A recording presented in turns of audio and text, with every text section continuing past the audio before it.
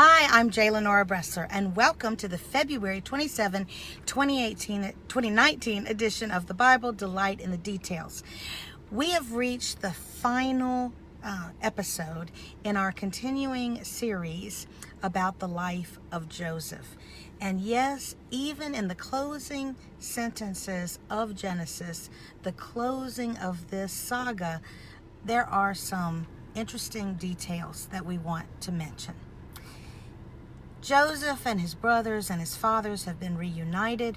Joseph has told them they can have the prime land right along the Nile Delta called Goshen, and they are all settled there.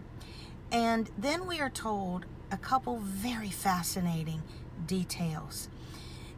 One is that Jacob now is going to bless all of his sons. He knows that he's at the end of his life, and it's traditional in that culture to give the blessing of the patriarch to the next generation.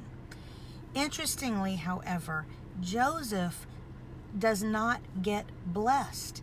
Instead, he brings his two children, his two sons, born of an Egyptian wife, and asks that they be blessed, apparently in his place. Now, that's rather fascinating right then and there, because it gives you a little bit of insight, I think, into why Joseph was able to keep going and persevere all those years when bad things were happening to him, undeserved things were happening, when a lesser person might easily have thought, God has abandoned me. You see, we get a little insight into this, that Joseph understood that there had been promises made to his ancestors, to his grandfather, to his father, to his great-grandfather, and that these were going to be followed through on by God, and that he was a part of that. And he held on to that faith, even when it looked like that maybe God was not going to come through.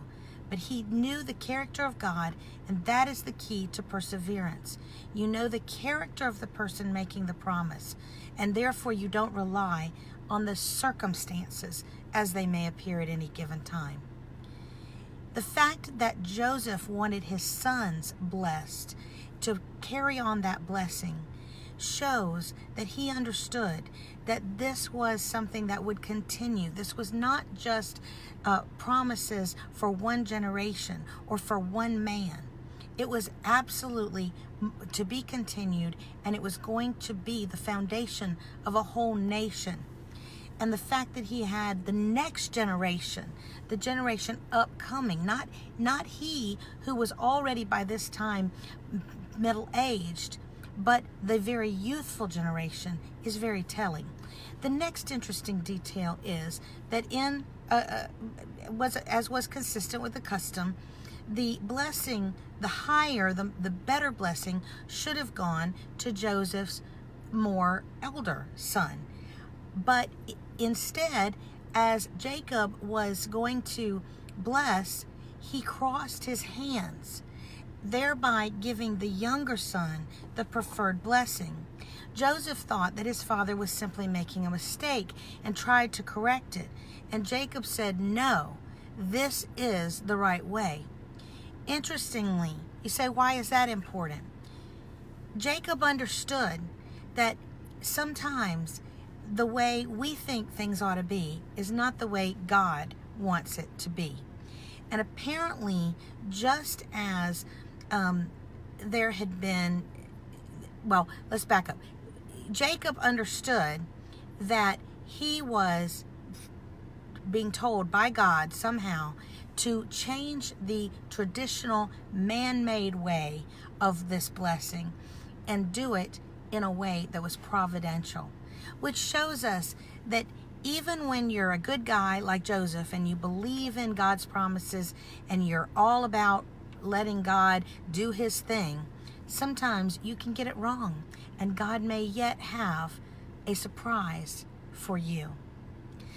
The final interesting detail here is that Joseph asked that when the people returned to Canaan, and he was sure they would, because God had given them not Egypt, but Canaan as their inheritance. He asked that his bones be taken.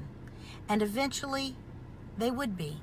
Over 400 years later, we are told in Exodus that the bones of Joseph went with Moses as he delivered the people. Or I should say God delivered the people, but he was the spearhead for God of that out of Egypt. Joseph was finally going home.